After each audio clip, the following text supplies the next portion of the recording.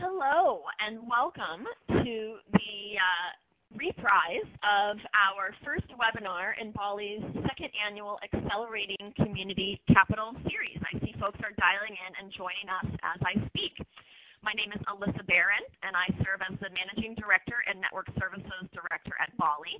And we're delighted to have folks joining with us today to hear from Lynn Benander from Coop Power. So I'm going to give a couple of housekeeping announcements and a series overview. We'll introduce Lynn, and then we will take off with our webinar. So some of you may have joined last week when we featured Lynn the first time, and lucky for you and lucky for us, we had a problem with the recording, and we love to get all of our webinars recorded for folks to use later. And Lynn has very graciously agreed to share another hour of her time to go over her model and its applicability in other communities, and to go even deeper in dialogue, either with folks who wanted to join us a second time. We had so many good questions, or who may be joining us for the first time. So welcome, everyone. So if you're dialed in by phone, but you've not joined us in the webinar room, please find a link to the visuals in your reminder email from Ali Walker on the BALLE staff. Because of the number of call participants, we keep the phone line muted. So if you have a question for Lynn at any time during the webinar, you can type your question in the public chat window. She may or may not get to each question while she presents, but I'll serve some of them up to her while she presents, and then we'll hold any unanswered questions toward the end of the webinar when we have time set aside for moderated Q&A. If you have technical difficulties at any point during the webinar, you can note that in the chat window to the right of the screen. And our staff member, Ali Walker, will contact you to assist you. She'll give you a private chat, which will be a new tab that will show up over on the right-hand part of your screen, and it will flash red. You can also email Ali, A-L-I-E, at livingeconomies.org if you have any tech difficulties.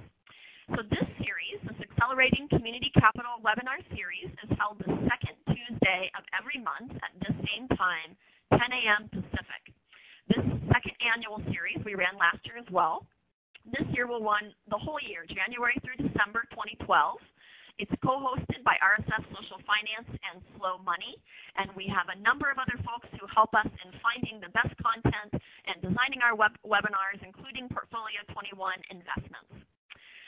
This series is explicitly focused on tools you can take home and try out right away. So each month we feature a case study with a community capital innovator, someone who's developed and piloted a working model for connecting local people's investments in businesses and farms to regional needs using regional resources. The innovators present their model, and we allow time for dialogue and questions. So we suggest you treat these calls as an opportunity to bring together a group of business owners, social entrepreneurs, lenders, philanthropists, investors, others in your community who may be interested in the topic. And after listening to the webinar, either live or via recording, you might spend an hour discussing with your group the applicability and relevancy to your community. So we know many, many places are starting to use the webinars this way, and it's really kickstarting their community capital activities, and we encourage everyone to do that. You don't have to pay extra per attendee on the same webinar line. We offer bundled pricing for our webinars if you purchase more than one at a time. So you can find out about our upcoming topics, which will be posted shortly, as well as the bundling for these webinars on our website, livingeconomies.org. So with that, I want to introduce Lynn a bit further. We're so excited again to have Lynn with us. Lynn is a community entrepreneur. She's the president of Coop Power and of Northeast Biodiesel. Before joining Coop Power, Lynn directed the Cooperative Development Institute. She has a long history in cooperative development and in training others about how to use co-ops to good effect. And we're going to hear today about the organization she currently works for, Coop Power, which is a consumer-owned energy cooperative with 420 members and 7,000 supporters serving southern New England and eastern New York. We're excited about Coop Power because they're stretching the bounds of how you can use a cooperative structure creatively, not only to finance the co-op itself, but to create and finance additional businesses, living economy businesses in a community. They're yielding amazing community capital returns in the process, model that we believe is replicable not only in the energy sector, but in other sectors and in other communities. So we're delighted to have Lynn explore that with us a bit further. And so with that, Lynn, I will turn it over to you. Fantastic. Well, it's really great to be here with you all again this week. And I'm looking forward to hearing your new questions and getting a chance to maybe talk a little bit more at the end of the session today.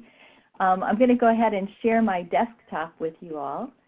And hopefully that will all happen easily. Yes, so Lynn, we can see your screen now, and what I want to cue all of our participants to do is if you'll mouse up to the top of your screen, you'll see a little bar that pulls down with some icons. So mouse to the top of your screen and click on the Exit Full Screen button. And by clicking on the Exit Full Screen button, you'll be able to see Lynn's screen share as well as the chat window so you can ask questions as we proceed. All right, Lynn, take it away. Fantastic. Well, so here's where that's going to come in. So Co-op Power, we're looking at how to build local capital in order to support new business development and job creation in the energy efficiency and renewable energy arenas. We're working together as a consumer-owned energy cooperative. That's how we're structured. And we are also a movement for a multiracial movement for justice and sustainability, working across class to try to address some of the fundamental issues facing our society. We function as a decentralized network of local communities. So we have local councils in 5 different areas that are figuring out what's best for their community in terms of jobs and businesses and energy and justice and sustainability. And we're also a grassroots investment fund building community ownership of sustainable energy resources because we believe that who owns it matters. Each of the members of our consumer cooperative relates to Co-op Power as a consumer, as an investor, as a worker, and as a citizen. And as investors, we're all pooling our capital to build community-owned green businesses, and you can see some of the businesses we've built on the right-hand side. As workers, we're building quality green jobs for all. We're encouraging every member to look at how to green their job, and we're looking at ways to build jobs in limited resource communities and communities of color so that we can make sure that all of us living in this part of the world can have access to good jobs that support our families with respect and dignity. And we do that through the businesses that we've helped to start and more. We also are involved here as consumers, and we use our purchasing power to build quality, affordable green products and services for everyone. And again, we want to make sure that those green products and services are available to people in communities of color and limited resource communities, not just communities that already are familiar with sustainable energy, but we want to bridge that information divide and make sure that everybody has access to information about how to green and make more sustainable the products and services that they're using, especially in the energy arena. And again, we do that through the businesses that we've helped to start. And then we use our citizen power, our voting power, our citizen advocacy resources to create actions that work to transition us all to a more just and sustainable future. And this is an area we haven't done much with, but we're more responsive still on this side when legislators and elected officials and regulators want information from consumers about what a consumer advocacy perspective would be on certain things. We're called frequently, but we haven't done too much of selecting candidates and advocating for policy. But we have an incredible group of people that's very aligned, and we could be a force in that arena and hope to do that at some point in the near future. Right now we have 5 local organizing councils, one in Hampshire County in Western Mass, one in Franklin County in Western Mass, and Hampden County in Western Mass, and then in the greater Boston area, and southern Vermont. And we have several more councils that are thinking of joining. Some are actively working on joining, and we're excited to bring in any community in New England or New York that's interested in joining with us and forming a council and signing on their members and getting to work building the products and services, green jobs, and businesses that they want in their community. And this is how it works. We have, flipped out of full screen mode. Co-op Power members come in and they pay money for their membership, so that's member equity and member fees. They make loans. They pay for products and services. So money comes in from the members to Co-op Power. They also, by the way, put in tremendous volunteer effort, many of them, and are sending us tips and leads and links to things they think we should know about. So they're really, the eyes and ears of Co-op Power are gathering in information, intelligence, ideas all the time, too. So they bring all of that to Co-op Power, and what they receive as member benefits are products and service discounts, and access to products and services they might not have had access to before, public policy advocacy resources, regional and local control, tools for building regional and local control. And so that's the individual member participation. And then what Co-op Power does through its councils is take that money and invest it in business development activities that create green jobs and community-owned green businesses, which produce products and services and pay out interest and dividends back into Co-op Power, which we then bring right back to the members. The Co-op Power operates on a not-for-profit basis, and so we're just really interested in bringing value back to our members, and our members are the ones that are creating the value. So it's a full circle here. What we've been able to do so far since 2004, December of 2004 was when we incorporated, started planning a couple years before that, and really most of what we've accomplished we've done in the last 3 years. There's 420 members, about 7,000 supporters, 250 volunteers, 18 staff, and we're building multiracial, multi-class outreach, education, and community building resources that we use across the region. We raised $300,000 in member equity, $760,000 in member loans, $830 in local investment, and we've used that to build Co-op Power and 9 other energy-related businesses, which are providing 100 jobs now. We provide energy efficiency for 30 homes a week. That's energy audits, installation, and we have built 155 kilowatts of solar electric, where we're in the process of building some of those, and 75 solar hot water systems, and we have buying groups that the councils periodically get buying discounts on wood pellets or other kinds of renewable energy system installations or home heating oil. And when our biodiesel plant gets built, we'll be able to provide discounts on biodiesel to our members. And over on the right, you can see a couple photographs of our Green Job Training Program. On the right, someone learning energy efficiency skills. We've got someone at the top there who's participating in one of our neighbor-to-neighbor programs installing solar hot water. And then in the middle there is our biodiesel plant tank getting installed there on the land. Here's a list of the businesses we've been working on.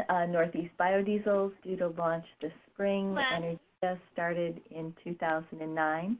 Did you have a question? Yes, it's Alyssa. I'm not sure if your slides are advancing properly anymore. I'm still back on your Co-op Power bringing energy products and services to members. So I suggest maybe closing out of the share and reinitiating.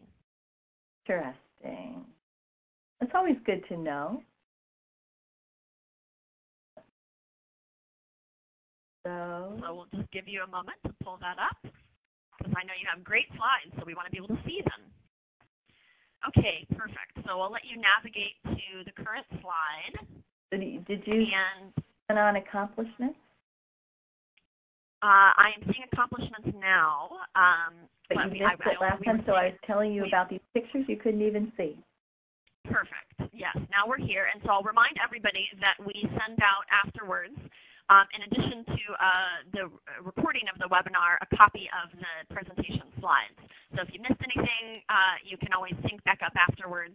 And then I will also remind everybody to roll their mouse up to the top of the screen and hit the Exit Full Screen tab in order to see the presentation and the chat window.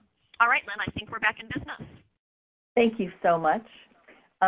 So here's the accomplishments that I just went over with you, and the pictures of our neighbor-to-neighbor program at the top, the tank going in at the Northeast Biodiesel construction site, and the Green Job Training Program picture there on the right.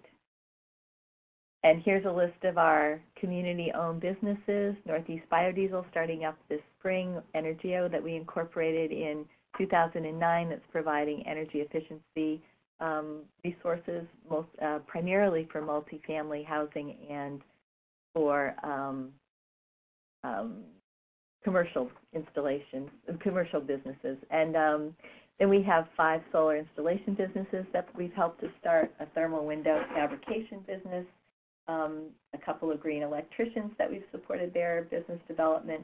And then within Co-op Power, we've built a solar vendor network, our residential efficiency services, our neighbor-to-neighbor programs, which you can see on the left here is when we get about 15 people out and then a bunch of visitors coming to either install a solar hot water system or to do air sealing in a building over a day period and do a lot of training. And it's my favorite community building activity.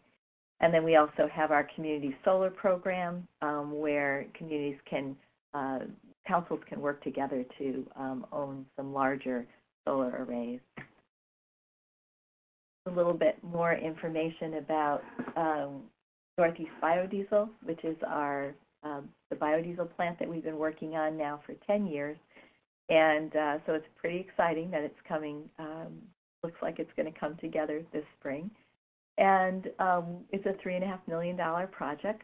Then we're going to be producing 3.5 million gallons a year of biodiesel, starting off with half that, then a year later adding in the last increment of a second processor, basically.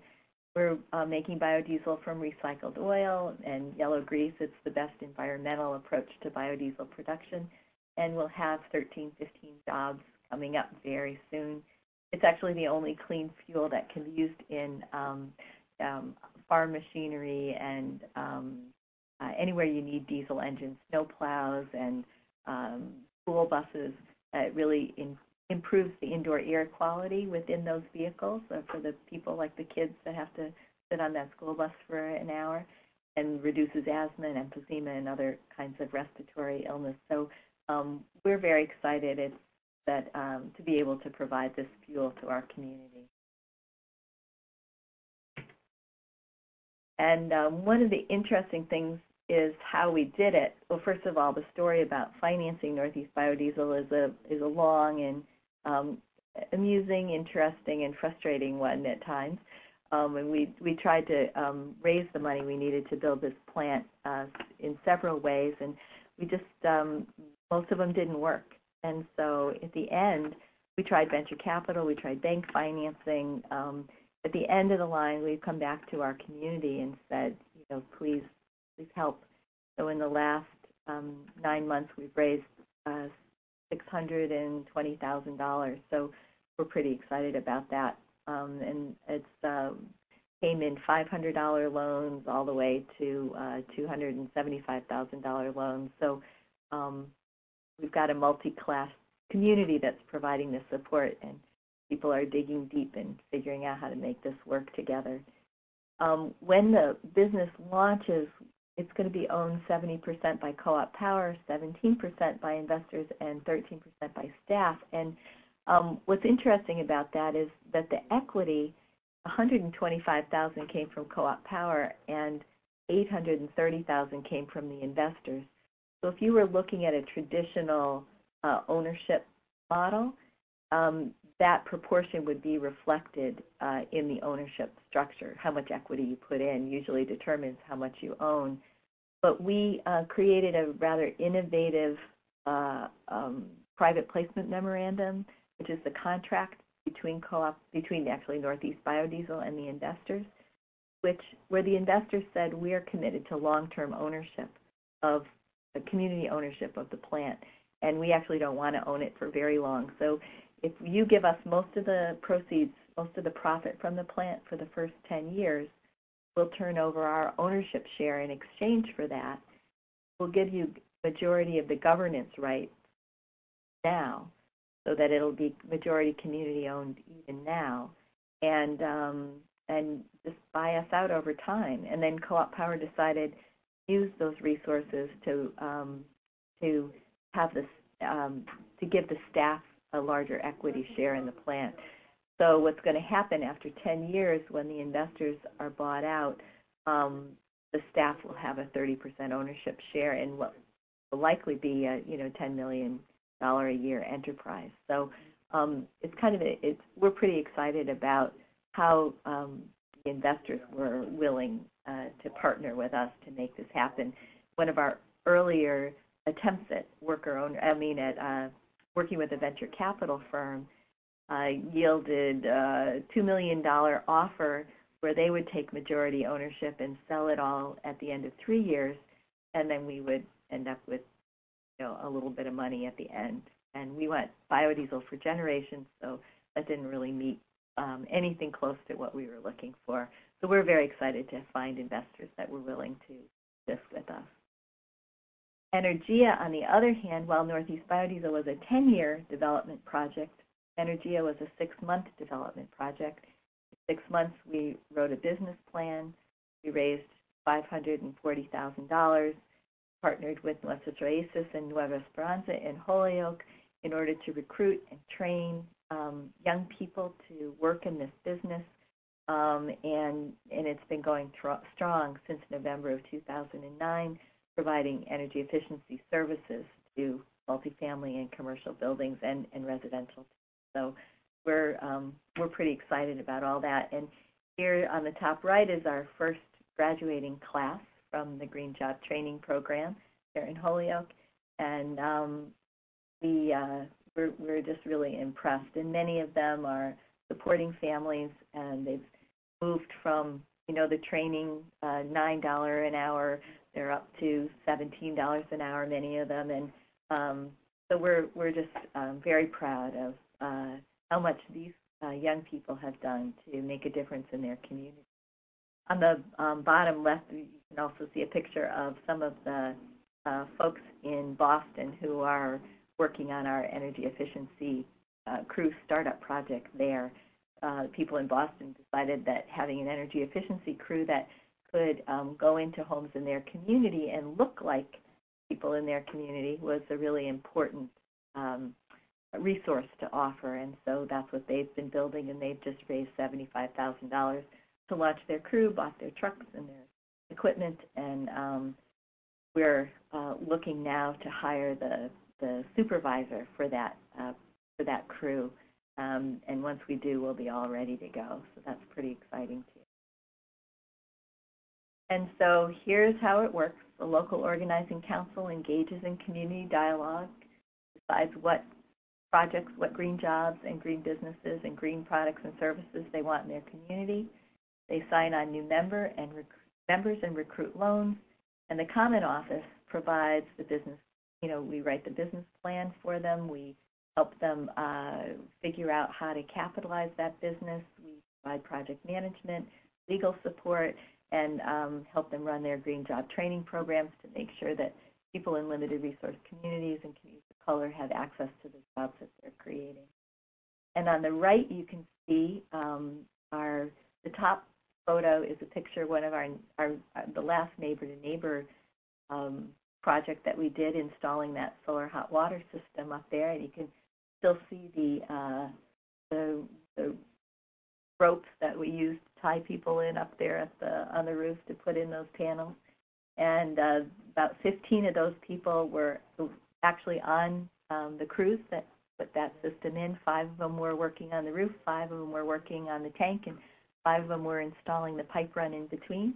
And then other people came out they were curious and they wanted to see what a solar hot water system looked like, to think about maybe they would do it at their house.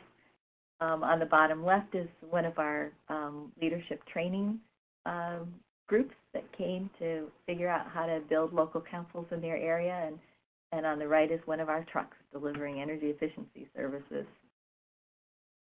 And just to give you a sense of how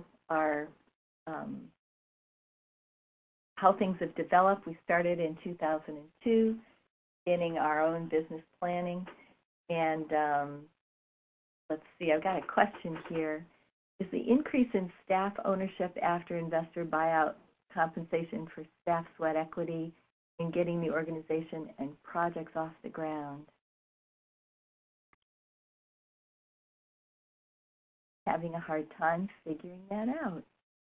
Well, so Lynn, you talked about how Co-op Power's investment share is more significant than that of the investors, even though the investors have put in more capital, and that over time what's going to happen is that the staff buy out over 10 years the ownership shares of the initial investors who really want to see this get turned over to the community.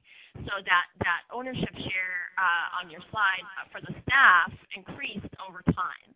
So I think the question here is, so okay, it was great to hear that the investors really were taking a community capital approach. You know, they weren't getting as much equity out as the investment they're putting in proportionally, and they also don't want to be long-term owners.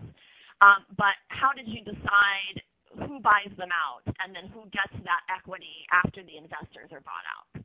Yes, and it is, we are thinking about it as compensation for staff sweat equity. It'll be a portion of their, it'll be, it's structured we're structuring it right now. We're actually working with a lawyer on that and bringing in some of the people that are planning to work, hoping to work at the plant. And so we're kind of figuring out what the actual, allocations are going to be and what they'll earn you and how much they'll be worth. We're doing that right now, but we are looking at it. They won't be putting a lot of money in, but they will be contributing, their life's energy to make that happen. So it is more of a sweat equity allocation. Does that answer that question? I believe it does. Tammy can note in the chat window if it doesn't, but I think that's great. Thank you. Terrific. All right, so let's keep going here. Oh, good. Thanks, Tammy. So we're beginning in 2002, we started figuring out what Co-op Power might look like. We brought together a couple hundred people from across New England and New York who were interested in starting a regional decentralized structure where local communities could work together to create energy resources. And what we felt, many of us were working at the local level building energy co-ops, but none of them really had the capacity to make a real dent in the energy industry. It's one of the largest industries in the United States, and we just really felt like resources needed to be seamlessly available. And each corporate structure we developed costs like $150,000 a year just to maintain with one staff person and doing all the accounting and governance and filings and all of that stuff. So we wanted to find a way to collaborate across the region and communities across the region to see what we could do better together than we could each do on our own. And so we worked together for a couple of years and had a business plan for Co-op Power and Northeast Biodiesel that couple hundred people adopted unanimously. It's a pretty exciting time. And in 2005, the next year, we ended up turning down the venture capital offer. That venture capital firm went on to buy a biodiesel plant in Delaware and sold it in 2008.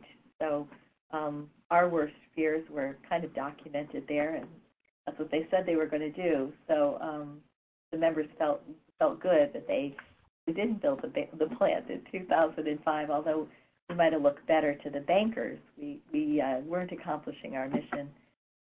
In 2008, we finished building the regional structure. When we first incorporated, we said, let's all kind of get together and work together for a while and then kind of put the structure in place for how the local councils will work.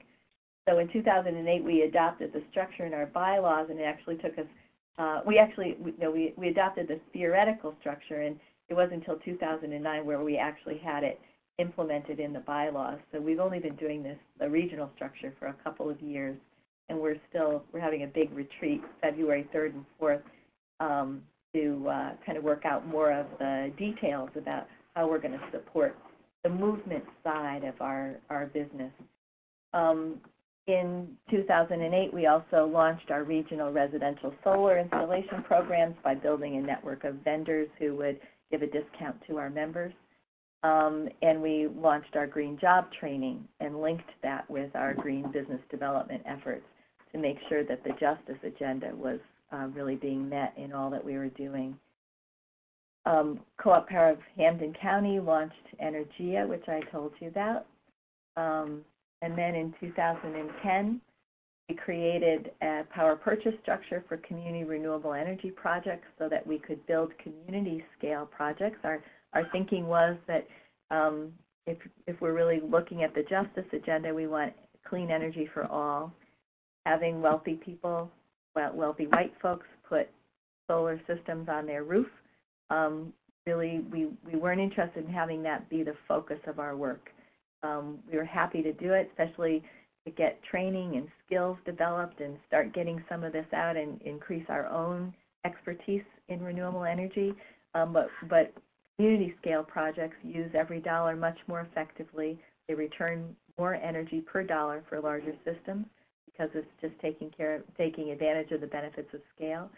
And they also allow us to pool our capital so that we can take money and build the systems where they'll be the most effective and efficient rather than on somebody's property where you might not have the ideal site. So we take our capital and put it all in one place and then site those systems where they're going to provide the maximum benefit. And then it also allows us to make sure that everybody in the community has access to those resources because we've pooled them. So that's been a big, an exciting focus for us. We also launched our residential energy efficiency program in 2010, which is now up to serving about 30 homes a week. And in 2011, we did our first couple of solar projects. The last day of 2011, we signed a bunch of contracts and got our applications in to get the grants in lieu of tax credits for 2 large solar projects, one in Western Mass and one in Southern Vermont. And we're expecting in 2012 to launch Northeast Biodiesel, to install those couple of systems and probably do 2 or 3 more, and to launch our Boston efficiency crew. In order to get all that done, we've built resources that any of the councils in the region can use, and most of the expertise and staff are out of the common office that we have in Greenfield, Mass, that work with the councils to get these resources out. So trying to find vehicles to help people access community capital. We've built our residential energy technical expertise and experience, and we have a products and services work group that has engineers and bankers and installers and plumbers and all kinds of folks have served on that work group that have reviewed every product and service that we've offered and designed it so that it works best for consumers. We've got green job training programs, curriculum that we've created. We have community-based business development resources that really help a group of people create a business together and own it. We have group purchasing programs, community organizing resources that focus on multi-class, multiracial community building, and we have our neighbor-to-neighbor programs that do energy efficiency upgrades and solar hot water upgrades. And you can see the one of our neighbor-to-neighbor programs in Roxbury about a year ago is on the far right. The meal Brito is one of our board members who's there in the middle, just finishing up his green job training program and learning how to install solar hot water. He's now one of our crew leaders at Energia. And at the top is one of our leader training programs. And I want to pause. If any of you have questions, this would be a good time to throw them in, because I've kind of finished the background, and I'm going to, the last couple minutes, I'm going to talk about community capital and what tools we've been using and how that's worked. This doesn't tell me if anybody's typing, but I don't see anybody typing, so maybe I'll just keep going. But feel free to jump in there if you have one. So we weren't able to get banks to lend to us because most of the work we're doing is startup business development. They said come back once you've got cash flowing in your business. We also don't have any majority owners that have deep pockets that'll co-sign loans. And so when we filled out the application, we skipped that part and said, you know, Co-op Power will co-sign the loan. Well, who's the majority owner of Co-op Power? Well, it's owned by 420 families, and they, you know, they just got confused. So anyway, the banks didn't know what to deal with, and then we were, you know, biodiesel. They didn't have a biodiesel loan specialist, so they didn't know how to assess the risk of our loan. We offered to get them technical assistance from CoBank or some of the other national banks that have biodiesel lending experience. But anyway, and we're also a hybrid. We're a consumer cooperative, but we do lots of things, and so our structure was also confusing to them. And then venture capital was too costly, and the pressure to have profit, the 3-year exit strategy, didn't match our long-term community ownership values. And so the first thing we did was we raised member equity. And on the top right, you can see the different kinds of memberships that we offer where people can pay in over time. But I think one of the stories that I think is just most telling about who Co-op Power is that the initial business plan that we brought out was had a $250 a year membership fee, and the members rejected it and decided they wanted to charge $975 for a standard membership because that's the most you could have in Massachusetts. And I, you know, helped 40 co-ops a year get started at the Cooperative Development Institute, and I'd never seen anything like that. But the members of Co-op Power are very committed to owning large things, and they know that the community windmills and the large geothermal projects and the wind and the solar, hydro, those projects are going to cost a lot of money, and they want to own them for generations. They know we're going to have to put some money together. So because of that, we've been able to raise $300,000 so far in member equity.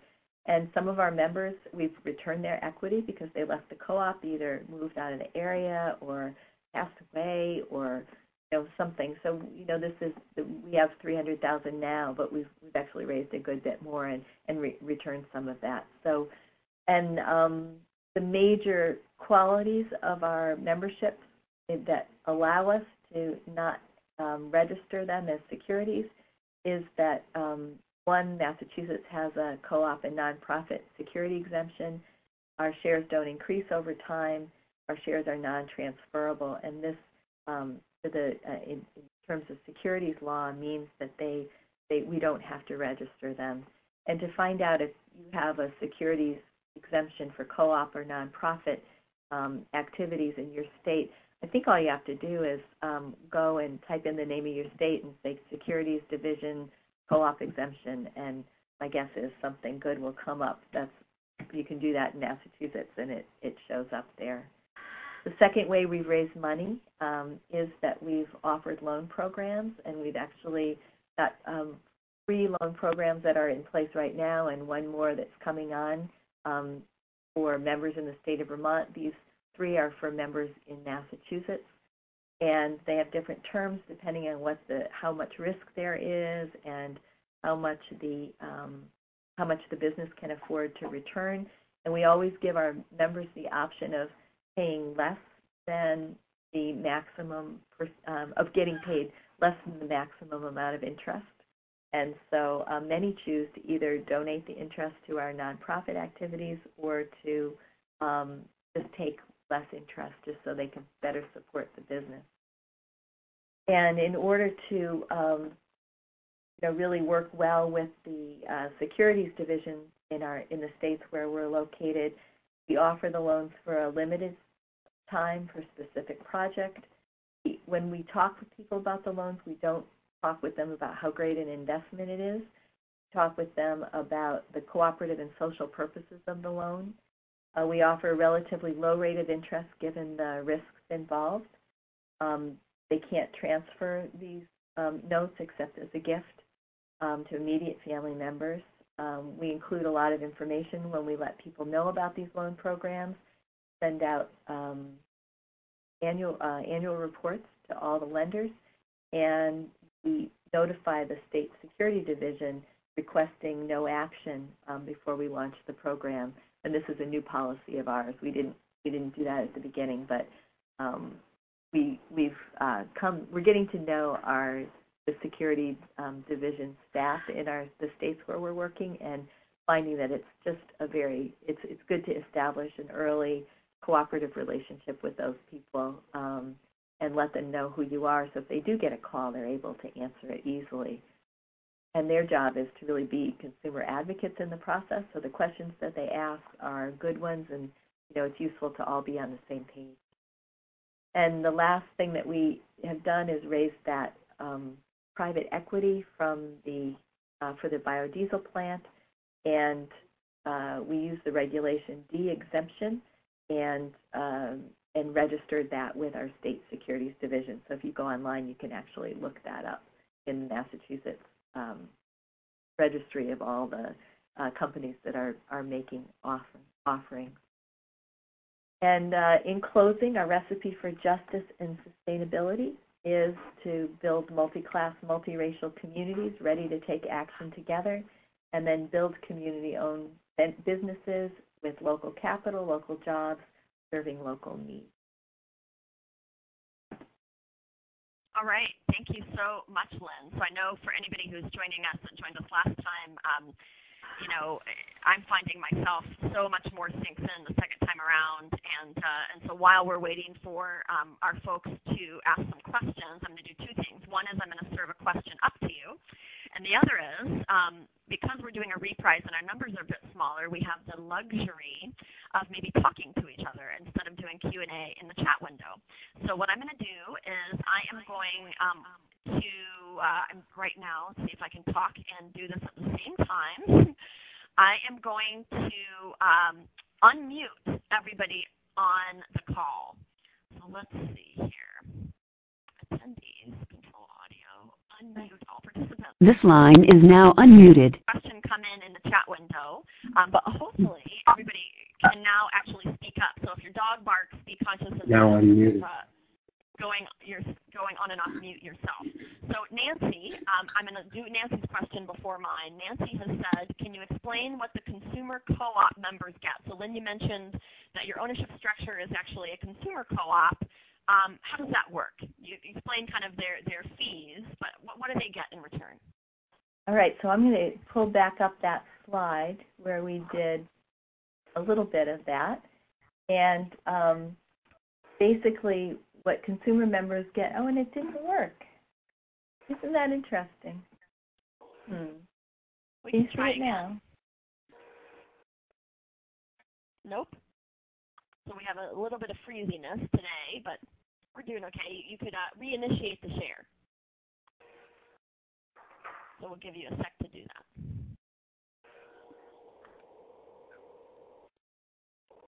that.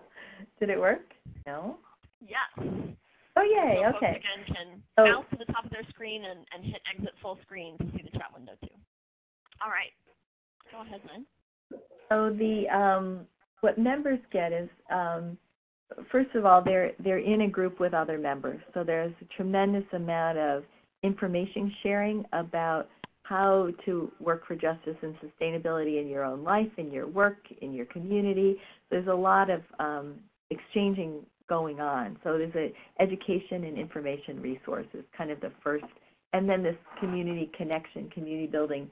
I think you could see from the pictures that people are having a really good time together. You know, they enjoy coming together and find it refreshing to build relationships with people across age, across race, across class grouping. The people who are attracted to Co-op Power understand what an incredible honor and privilege it is to be a part of a group that has such diversity in it.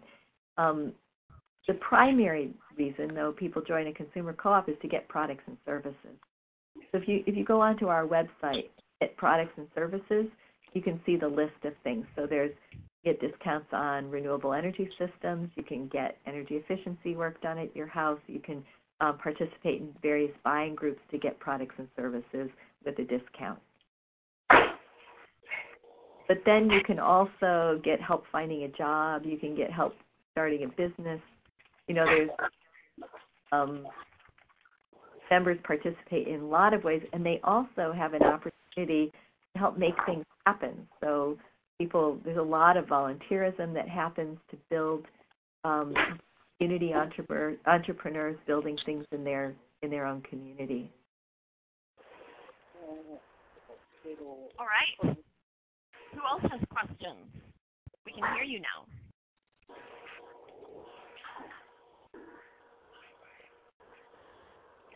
Okay. Yeah, I was wondering. I have a question. I was wondering if you, in the process of getting organized or even now, have any involvement from your local or state government? We have a lot of involvement with local and state government. We've written grants for towns to make energy improvements. Again, we is all of these councils. So many Co-op Power members have started energy committees in their towns, and we provide technical assistance for them in writing grants and working on energy projects. We've done municipal installations.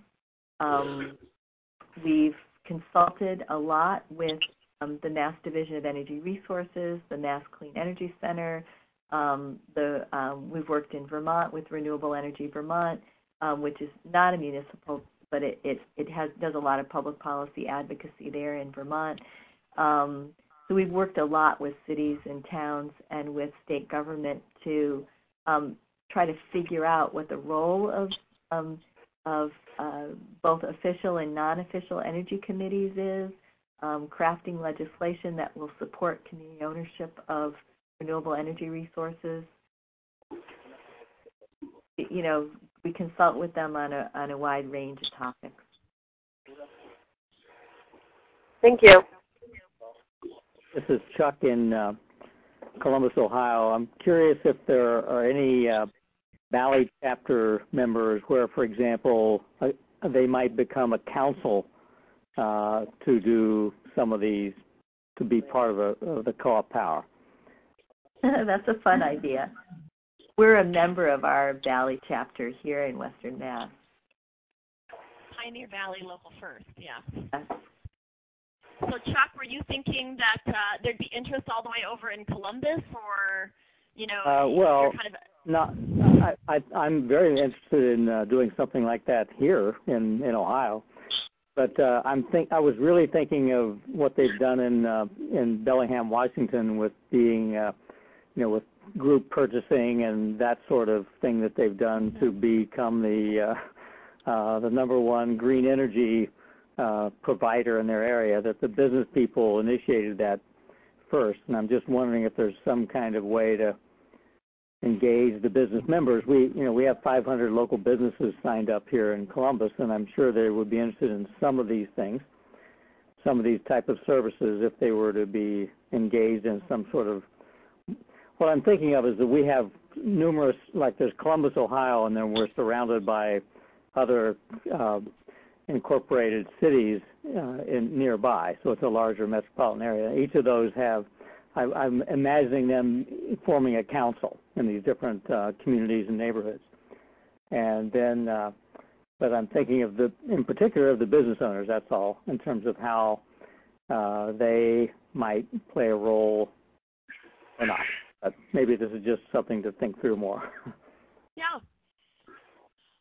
Well, I think it's a really interesting idea, and we're only working in New England and New York, but there are several other several other groups that are starting up co-op power entities in other parts of the country, and we really welcome anybody coming and being a part of our conversations. And we don't have any staff or money to help, but we're glad to include people starting up other co-op powers in our circles and in our gatherings and the conference calls and webinars and whatever things that we'll do in the future.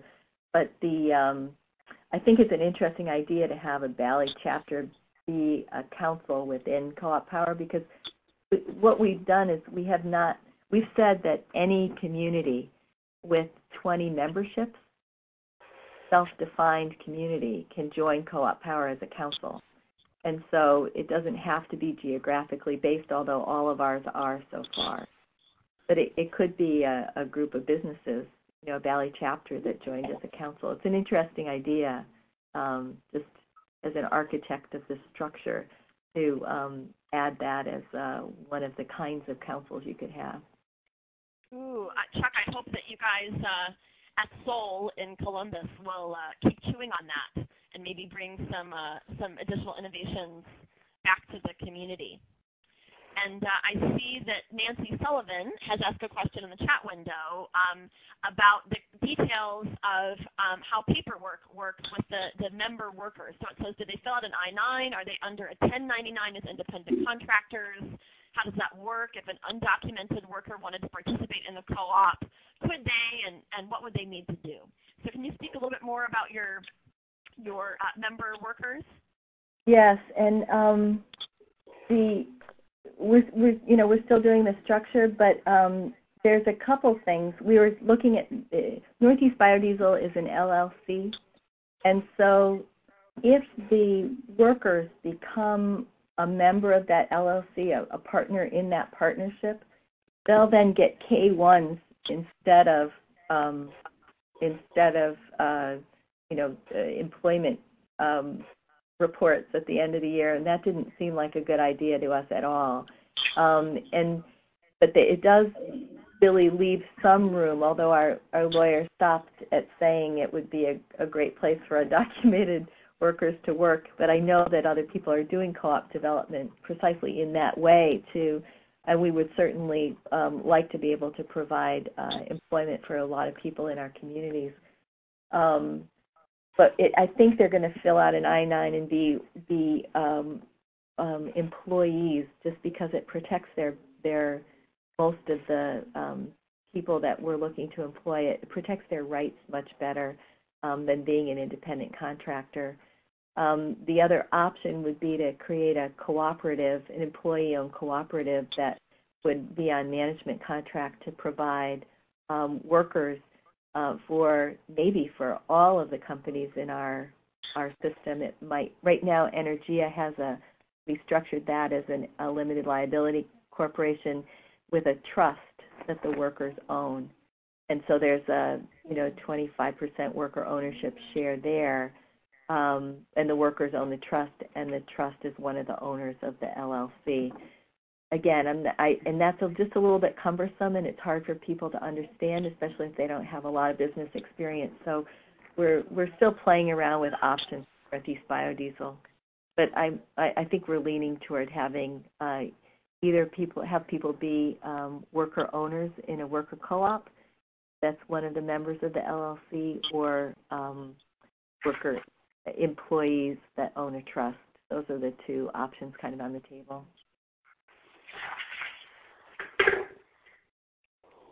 Great, thank you. Other questions, verbally or in the chat window?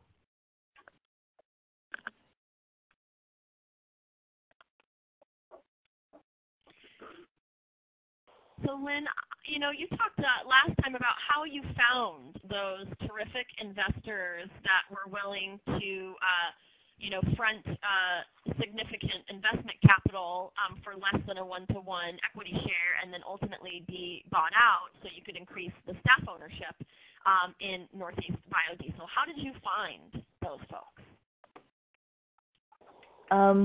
I think because we're building a multi-class, multiracial community, and we've made it a point to create an environment where everyone's welcome, whether you have a lot of money or a little money.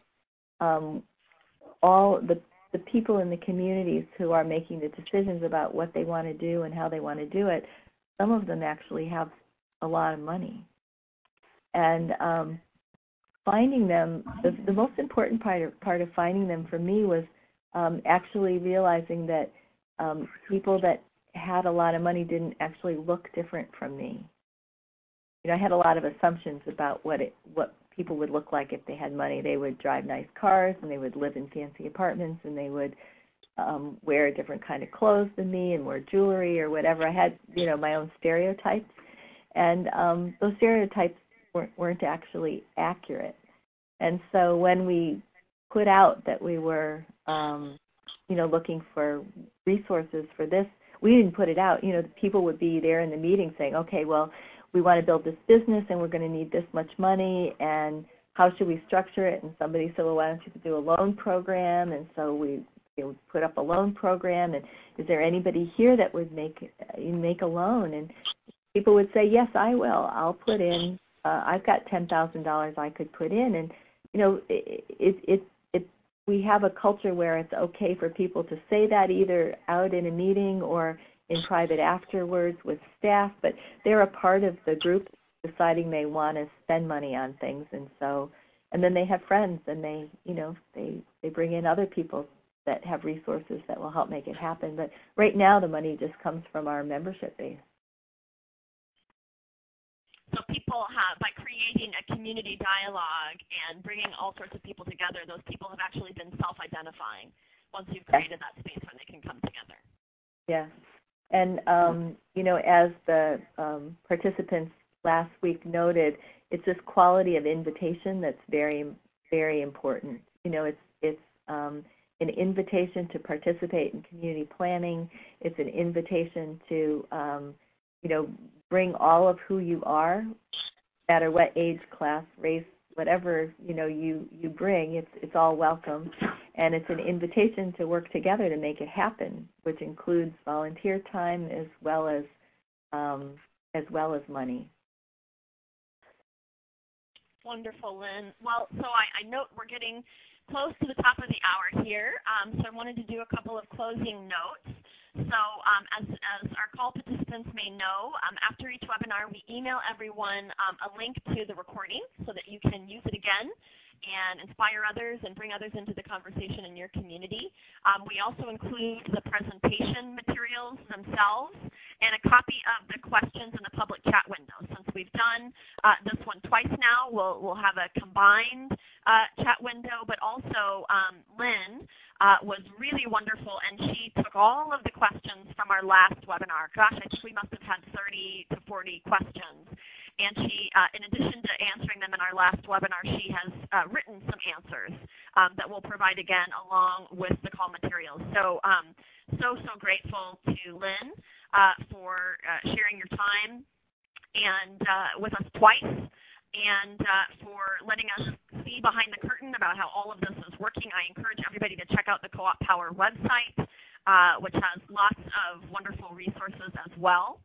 And further, we're working right now on programming for the rest of the series for the rest of the year. There's so many wonderful ideas for both the webinars and our day-long training workshop before the BALLE conference in Grand Rapids in May.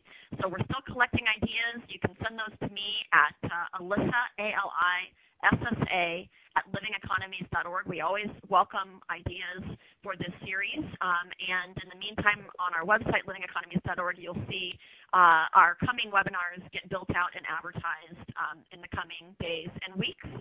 So thank you, everyone, for joining us today.